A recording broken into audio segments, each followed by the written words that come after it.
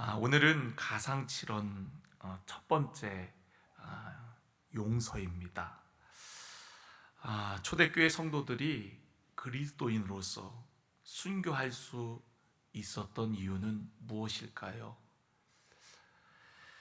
우리를 위해 십자가에 죽음 당하신 우리 주님의 사랑과 은혜 때문이겠죠.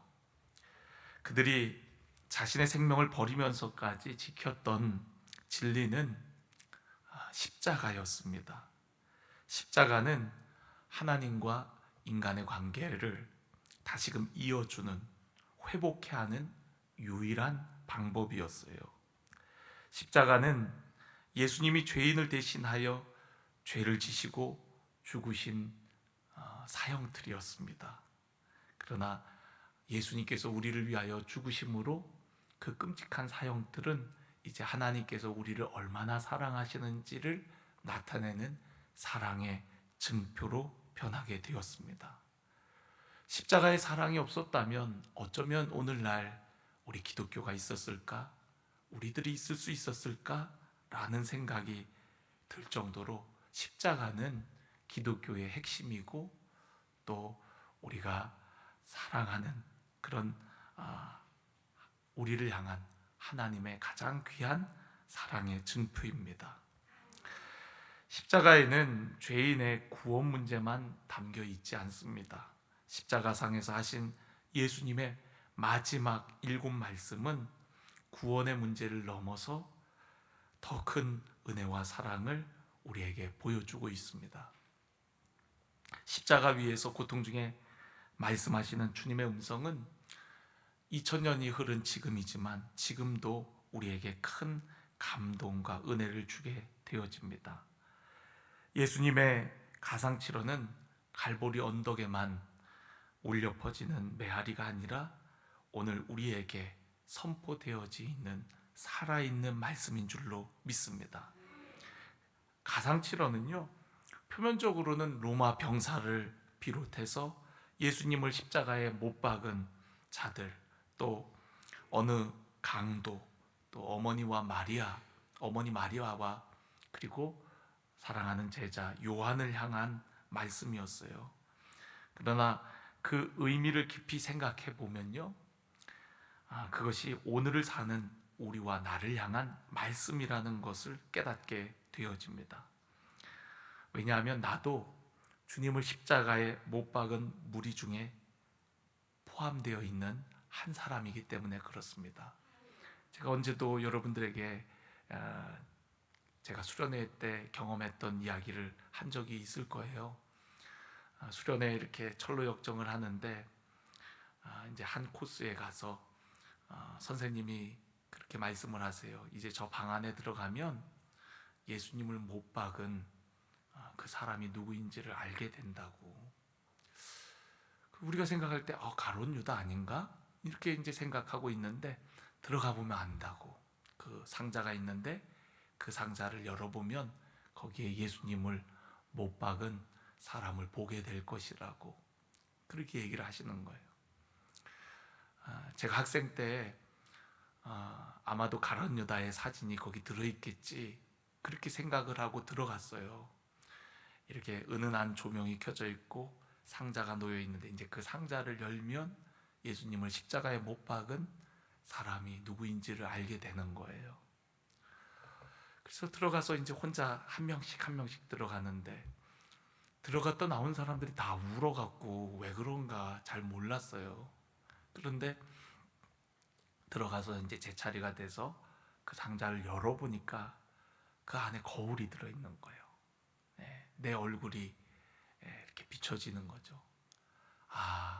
십자가를 못 박은 사람은 로마 군병도 아니고 가룟 유다도 아니고 다른 어떤 악한 자가 아니라 바로 나였구나. 내가 바로 예수님을 십자가에 못 박았구나.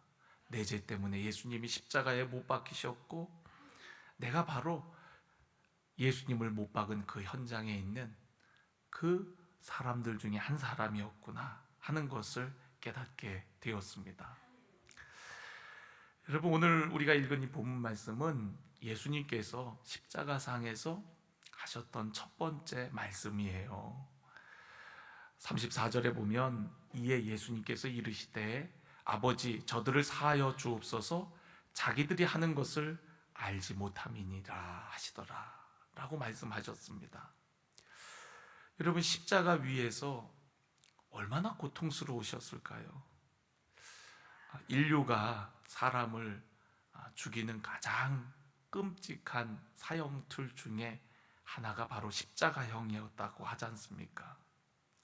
가장 잔인하고 가장 포악한 방법이 바로 십자가형이었어요. 사람을 바로 죽이지 않고 천천히 매달아 갖고 오랜 시간 고통을 당한 후에 그리고서는 죽이는 그런 방법입니다. 한번 생각해 보세요. 여기에 가시 하나만 박혀도 그 가시 때문에 얼마나 아픈데, 여러분, 이만한 못이 팔과 다리에 박혀 있다고 생각할 때 얼마나 고통스럽겠습니까? 그리고 머리에는 가시면류관이 씌워져 있어서 그 가시가 머리를 짓눌러서 정말 머리가 엄청나게 아플 거 아니에요. 우리는 두통만 와도 견딜 수가 없어서 두통약을 찾으며 어떻게든 그 고통을 이겨보려고 하는데, 가시로 찌르는, 그것도 한두 개의 가시가 아니라 사방으로 찌르는 그 가시면류관을 쓰신 예수님, 얼마나 고통스러웠겠습니까? 예수님께서는 그 십자가 위에서 자신의 육신의 고통을 호소하지 않았어요. 아야, 그러면서 이렇게 신음소리나 아프다고 그렇게 자신의 고통을 호소하지 않으셨습니다. 오늘 예수님의 첫 마디, 십자가 위에서의 첫 마디는 기도였습니다. 아버지 저들을 사하여 주옵소서. 예수님이 십자가에서 입을 열은 그 첫 마디는 하나님 아버지를 향한 기도였다라는 거예요. 여러분, 어떻게 그런 극한 고통 속에 기도를 할 수 있을까요?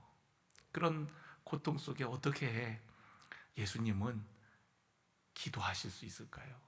그것은 예수님은 늘 평소에도 기도하는 분이셨기 때문에 그렇습니다. 우리가 이제 시편 말씀을 가지고서 큐티를 하고 또 새벽에 은혜를 나누었잖아요. 근데 그 중에 다윗의 시편이 많았어요. 다윗이 어려움 속에서 늘 하나님을 찾고 기도하는 모습을 볼 수가 있습니다. 어떻게 그가 그렇게 기도할 수 있었던 겁니까? 평소에 기도하는 사람이었기 때문에 그렇습니다. 평소에 기도하는 사람은 어려움이 와도 기도하는 거예요. 상황이 극한 상황이라 할지라도 그때에도 하나님을 찾고 기도하는 겁니다. 다윗이 그랬고요. 많은 믿음의 선배들이 인생의 위기와 어려움을 만났을 때 기도하는 모습을 우리는 볼 수가 있습니다. 예수님께서도 처절한 고통 속에 하나님 아버지께 기도하고 계세요. 여러분, 우리는 힘들고 어려울 때뿐만 아니라 늘 기도해야 됩니다. 그래야 진짜 힘들 때 기도할 수 있는 힘이 생깁니다. 평소에 기도해야만이 정말 우리의 인생의 위기를 만났을 때 기도할 수 있어요. 평소에 기도하지 않던 사람은 정말 힘들 때 잘 기도하지를 못합니다. 그러나 기도가 축적되고 나면 어려움을 만나도 극한 상황이 되어도 그때 기도할 수 있는 거죠. 성경은 우리에게 쉬지 말고 기도하라고 말씀하고 있고요. 예수님께서도 우리에게 시험에 들지 않도록 깨어 기도하라고 말씀하셨습니다. 또 사도 바울은 빌립보서 말씀을 통하여서 아무것도 염려하지 말고 다만 모든 일이 중요합니다. 어떠한 일이든 모든 일에 기도와 간구로 너희 구할 것을 감사함으로 하나님께 아뢰라 라고 말씀하셨습니다. 여러분, 우리는요 기도로 살아야 됩니다. 예수님께서 십자가의 그런 극심한 고통 가운데에서도 기도할 수 있었던 것은 예수님은 늘 깨어 기도하셨기 때문에 습관을 따라 새벽을 깨워 기도하시고 언제나 기도하시는 것을 우선으로 여겼기 때문에 그 십자가의 고통 가운데에서도 하나님 아버지께 기도하는 모습을 보여주실 수 있었던 것입니다. 십자가의 모든 고통 가운데에서 기도하시는 예수님의 모습은 스데반의 마지막 순교의 모습과도 너무나도 닮았습니다. 예수님의 기도와 스데반 집사님이 보여주셨던 마지막 순교의 그런 모습, 기도의 모습이 너무나도 닮았지요. 스데반 집사님이 복음을 전하다가, 말씀을 전하다가 분노한 그 유대인들에게 돌로 맞아 죽어갑니다. 처절한 그런 고통 속에서도 스데반 집사님은 무릎을 꿇고 기도하는 모습을 볼 수가 있어요. 사도행전 7장 59절 말씀입니다. 사도행전 7장 59절 제가 한번 읽어드리겠습니다. 그들이 돌로 스데반을 치니 스데반이 부르짖어 이르되 주 예수여 내 영혼을 받으시옵소서 하고 무릎을 꿇고 크게 불러 이르되 주여 이 죄를 그들에게 돌리지 마옵소서. 이 말을 하고 자니라. 여러분, 돌에 맞아가는 스데반 집사님은요, 주 예수님을 향하여 기도합니다. 무릎을 꿇고 크게 불러 이르되 주여 이 죄를 저들에게 돌리지 마옵소서라고 얘기합니다. 예수님께서 기도하신 기도와 같이 스데반 집사님도 예수님을 닮아서 주여 이 죄를 저들에게 돌리지 말아달라고 간구합니다. 스데반 집사님은 돌에 맞으면서 무릎을 꿇고 그렇게 있는 모습을 볼 수가 있습니다. 평소에 그렇게 기도한 거죠. 스데반 집사님은 평소에도 그렇게 주님께 무릎 꿇고 기도하였기에 마지막 순간에도 무릎을 꿇고 하나님 앞에 기도하는 모습을 보게 되어집니다. 여러분, 스데반 집사님의 기도를 보면요, 주 예수여 내 영혼을 받으시옵소서라고 얘기해요. 그 얘기는 죽음이 끝이 아니라 죽음은 영원으로 이어지는 순간일 뿐이라는 겁니다. 스데반 집사님은 돌에 맞아 죽어가지만 그 순간 나를 응원하시고 격려하시는 하나님 보좌 우편에 벌떡 일어나 계시는 그 예수님을 보고서 그 예수님께 자신의 영혼을 의탁하는 것을 볼 수가 있어요. 그리고 자기에게 돌을 치는 저 죄인들을 향하여 기도합니다. 어쩌면 스데반의 집사님의 기도가 있었기에 그 돌을 던지는 현장에 주동자 역할을 했던 사울이라는 자가 그 기도에 힘입어서 바울로 변화되었는지도 모릅니다. 이처럼 여러분, 그 마지막 순간에 기도할 수 있는 것, 그것은 그가 기도로 살았기 때문에 그렇습니다. 여러분, 바라기는 우리에게 한 가지 간절한 그런 어떤 소망이 있다면 마지막에, 우리의 인생의 마지막에 정말 기도하다가 주님 부르셨으면 좋겠다. 기도하다가 하나님 나라 갔으면 좋겠다. 하나님과 대화하다가 그 대화가 이제는 영원으로 이어지는 대화가 되면 좋겠다.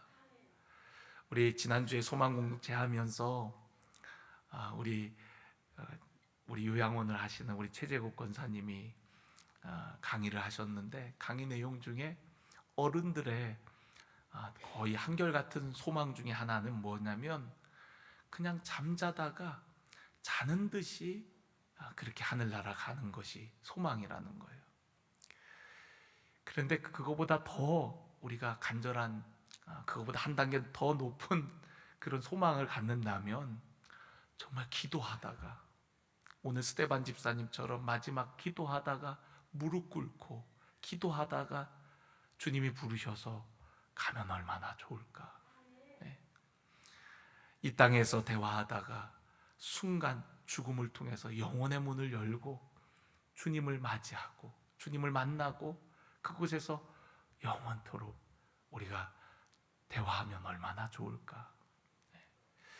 제가 예전에 목회하던 교회 우리 권사님 남편분이 뒤늦게 예수님을 믿고서요, 참 뒤늦게 이렇게 신앙 은혜 받아갖고 이렇게 신앙생활하니까 얼마나 또 뜨거운지 아내분보다 더 기도를 열심히 하는 거예요. 그런데 그분이 마지막 그렇게 갔어요. 막 박수치면서 찬송하다가 무릎 꿇고 그러다가 기도하다가 어느 순간 조용해요. 보니까 주님 데려가셨어요. 그래 무릎 꿇고 막 찬양하다가 기도하다가 어느 순간 그냥 데려가 버렸어요. 하나님께서. 그러니까 여러분, 우리가 평소에 기도로 살 때 우리의 마지막을 그렇게 기도하며 마지막을 그렇게 마무리할 수 있지 않을까요? 저는 오늘 여러분들이 기도로 살리라, 새벽을 깨우고 또 시간을 정해놓고 또 내가 주님과 동행을 하면서 기도하며 살리라. 여러분, 기도처럼 놀라운 신비가 어디 있습니까? 그 최상훈 목사님이 쓴 책을 보면은 기도는 결코 낭비되지 않는다, 없어지지 않는다라고 얘기해요.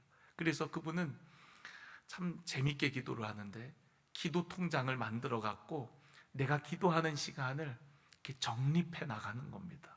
그리고 우리의 인생에 위기가 왔을 때 그 정립된 그 기도의 분량을 꺼내 쓴다는 거예요.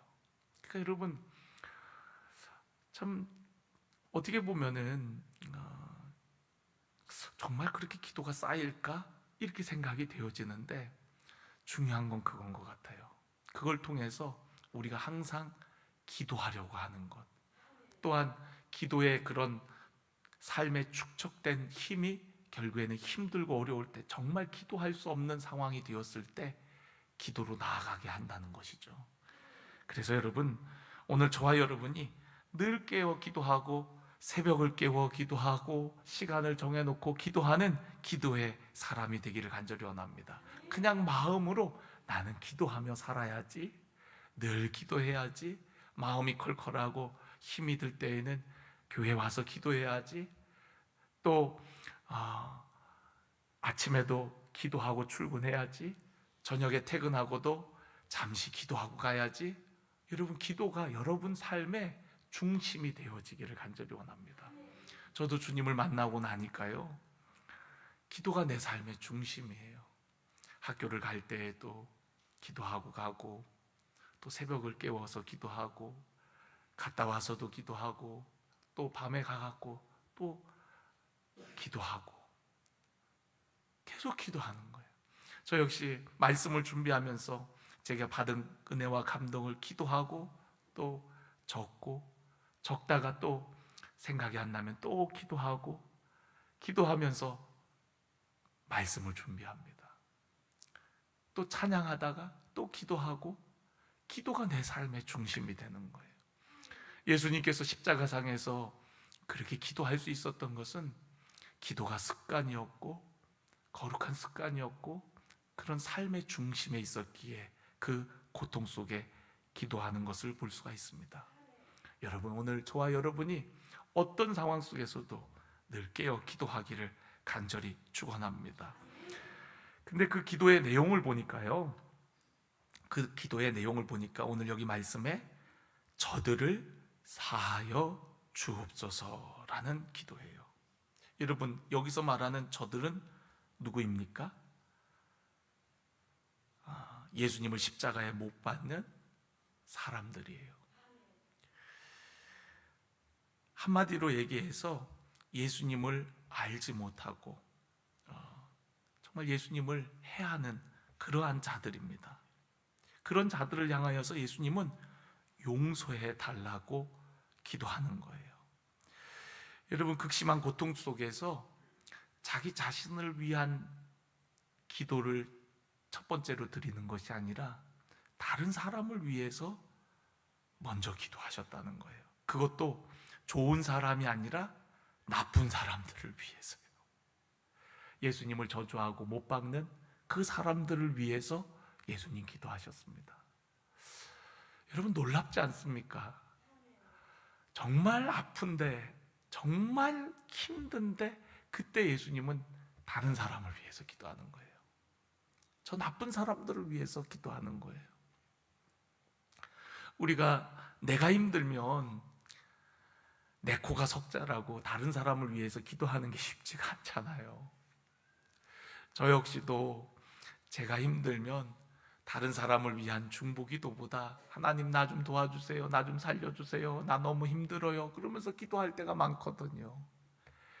그런데 오늘 이 가상칠언의 말씀, 이 말씀을 준비하면서 아니 예수님은 그렇게 힘드신데 그 힘든 때에 다른 사람을 위해서 기도하셨고, 뿐만 아니라 그 다른 사람은 좋아하는 사람이 아니라 축복해주고 싶은 사람이 아니라 정말 나쁜 사람들, 그 사람들을 위해서 기도하는 예수님의 기도에 놀라지 아니할 수가 없는 것이죠.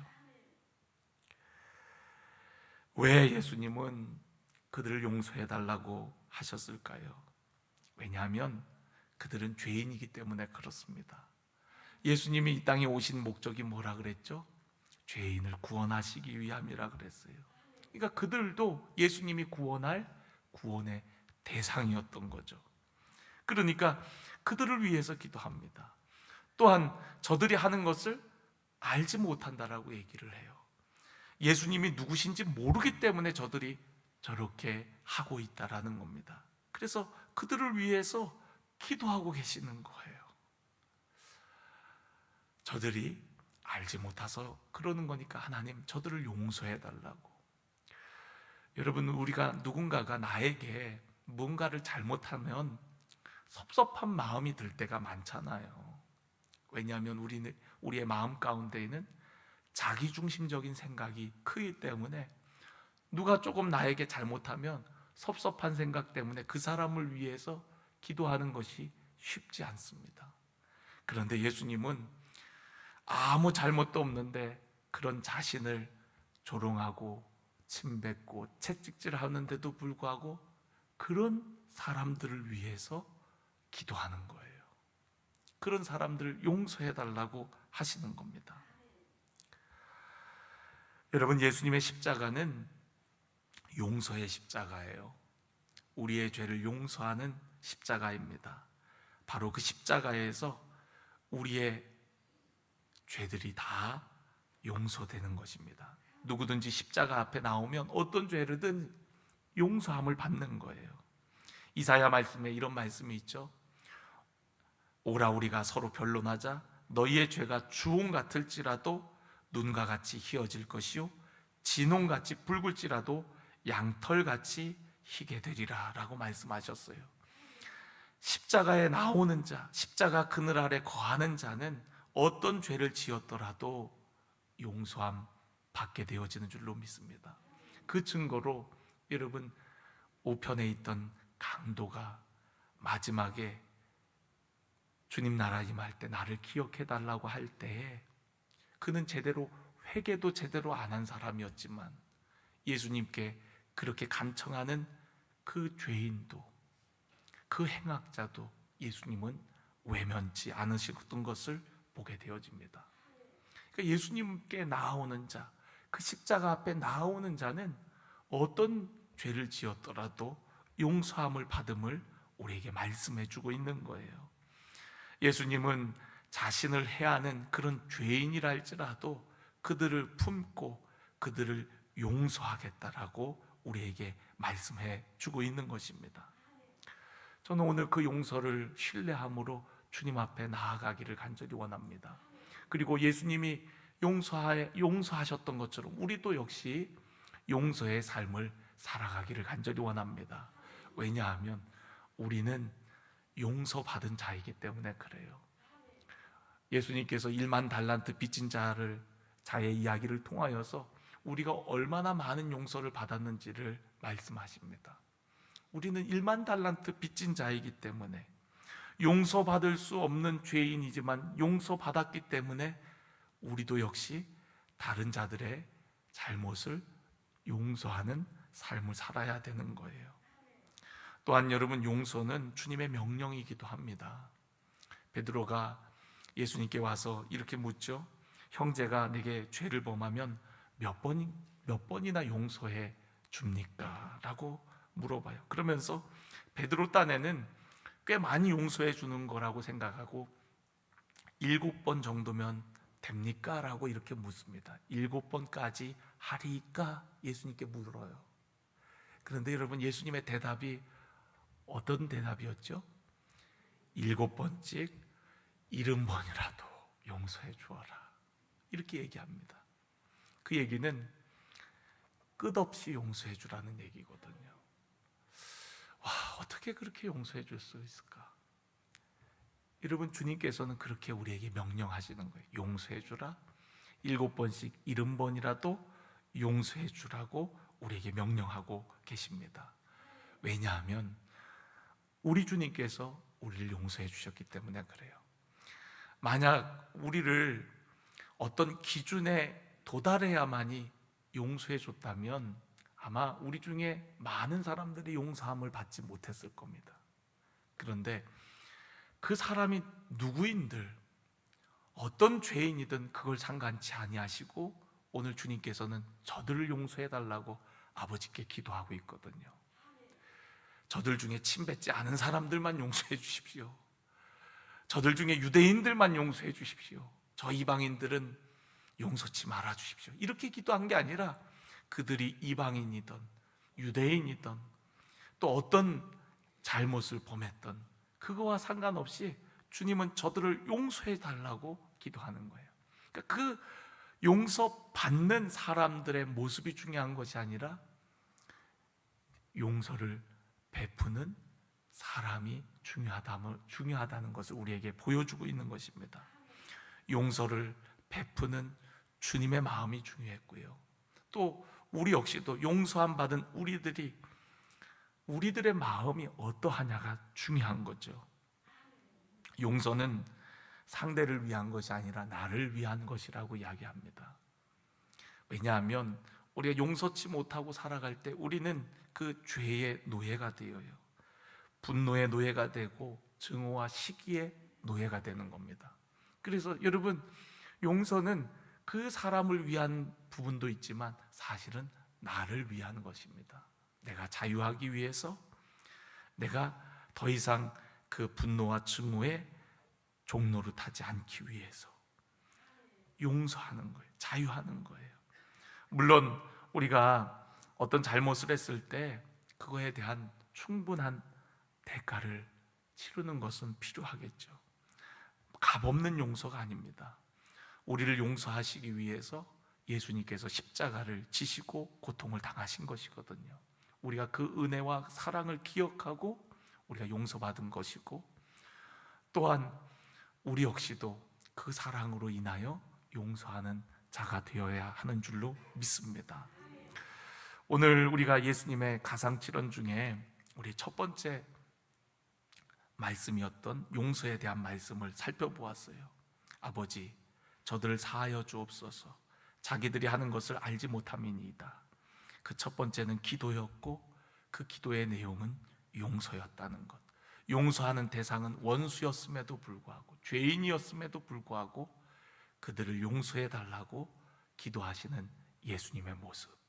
오늘 그 모습을 우리도 닮아서 우리도 다른 자들을 용서하고 또한 다른 자들을 위하여 기도하는, 어떤 상황 속에서도 깨어 기도하는 우리 사랑하는 성도 여러분들이 되어지기를 주님의 이름으로 간절히 축원합니다.